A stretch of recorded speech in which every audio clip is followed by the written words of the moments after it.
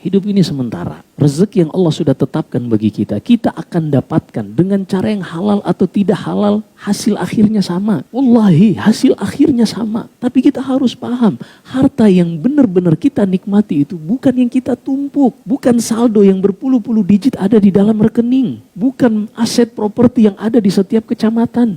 Ini semua hanya perhiasan yang belum tentu kita gunakan. Apa yang kita gunakan? Kata Rasulullah 3 di dalam hadis Abdullah bin Syikhir radhiyallahu an di dalam Sahih Muslim. Kata Nabi SAW, yaqulu ibnu Adam mali mali. Manusia itu selalu membangga-banggakan, inilah hartaku, inilah propertiku, inilah asetku. Kata Rasulullah, malaka ya ibna Adam min malika illa ma akalta fa afnait. Au labista fa'ablait, au tasaddaqta fa'amdait. Wahai manusia, tahu enggak yang benar-benar menjadi harta yang bisa engkau nikmati, apa yang engkau masukkan dalam tubuhmu, engkau makan atau minum hingga keluar dari tubuhmu. Apa yang engkau pakai berupa baju atau kendaraan hingga usang darimu. Atau apa yang engkau sedekahkan dan itu yang akan tersimpan di sisi Allah Subhanahu wa ta'ala. Jadi kita harus paham tentang kehidupan. Emang kalau misalnya ada seorang hakim, dia mempermainkan hukum sampai punya aset ratusan miliar atau bahkan triliun. Terus dia mau ngapain? Itu duit ratusan miliar atau triliun dibeliin kerupuk. Masya Allah. Jadi kita bangun gedung salak replika di sini bisa. Bisa, nggak habis-habis tuh makan kerupuk. Satu kecamatan Kebayoran juga nggak habis. Terus kalau udah seperti itu mau ngapain? Coba deh kita berpikir sejenak. Nih hidup kita kan usia 60 tahun, 70 tahun. Nah kalau udah seperti itu, terus kita mau ngapain sih? Emang kita mau kekal? Ada nggak orang-orang triliuner yang udah mati sebelum kita? Padahal hartanya triliunan. Ada. Wallahi banyak.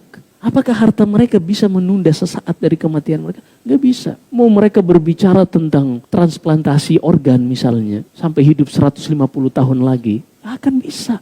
Emang kalau udah 150 tahun, 150 nanti 151 mati kan? Ya mati. Mau kekal. Salah tempat bro. Dunia bukan tempat kekal. Nah kalau kita punya harta nih, umur tinggal 5 hari misalnya. Harta kita banyak, udah divonis kanker stadium 4. Pak tinggal menghitung hari, detik demi detik. Iya. Bentar lagi pak, kira-kira apa yang dilakukan oleh orang itu? Ntar dulu. Kalau dia membangun ketaatan selama hidupnya, membangun habit yang baik sejak masa mudanya, dia akan gunakan semua hartanya untuk kebaikan. Tapi orang-orang yang tidak pernah mempersiapkan itu, jangan pernah terbesit di benak mereka untuk bersedekah. Na'udzubillah. Kalaupun bersedekah, bangun masjid.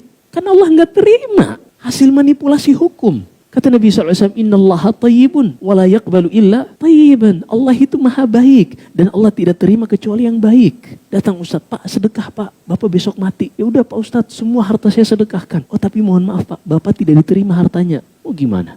Na'udzubillah. Maka coba deh kita belajar. Jadi belajar agama itu bukan seorang untuk jadi ustadz. Udah banyak ustadz. Bukan untuk jadi ustadz atau seorang untuk jadi alim, penampilannya saleh. Bukan cuma itu, tapi benar-benar dengan belajar agama ini, kita tahu apa yang harus kita prioritaskan dalam hidup. Kita tahu, kita hidup ini mau ngapain sih? Apa coba selain agama yang mengajarkan kita tentang kematian? Ente nongkrong, terus Masya Allah nongkrong sambil ngopi Ustadz, bahasnya kematian. Ada nggak? Sambil nge-vape, bahasnya kematian di majelis. Ada nggak tuh? Allahul musta'an.